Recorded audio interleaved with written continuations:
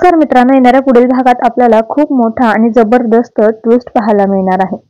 तर मित्रांनो, अर्जुन आता सायलीपासून लपून आश्रमात येतो आणि तो तिचा गाठोडं शोधू लागतो. तर कुसुम ताई म्हणते की मधुभाऊने तर सगळ्यांची गाठोडी सांभाळून ठेवली होती, फक्त प्रिया आणि सायलीचं गाठोडं इथे नाहीये. तर अर्जुनला संशय येतो. तो म्हणतो की या दोघांचं गाठोडं कसं काय गायब झालं. तिकडे सायली अर्जुनला फोन करत असते, पण अर्जुन मात्र काही फोन उचलत नाही. सायलीलाही संशय येतो की नक्कीच अर्जुन सर माझ्यापासून काहीतरी लपवत आहे. काल रात्री सुद्धा त्यांनी मला खरं सांगितलं नाही की ते कुसुम ताईंसोबत बोलत होते. त्यानंतर सायली आश्रमात पोहोचते आणि कुसुम त्याला शपथ देऊन सगळं विचारते. तर कुसुम ताई म्हणते की अर्जुनला तुझ्या भूतकाळाबद्दल जाणून घ्यायचं होतं, म्हणूनच तो आश्रमात आला होता. मधुभाऊंकडून अर्जुनला तुझ्या आईबाबांबद्दल समजलं, त्याचमुळे तू संपूर्ण माहिती काढत आहे. ती सायली कुसुम त्याला म्हणते की तू अर्जुन सरांना कसलीही मदत करू नको. या सगळ्यामुळेच मधुभाऊंवर हल्ला झाला होता.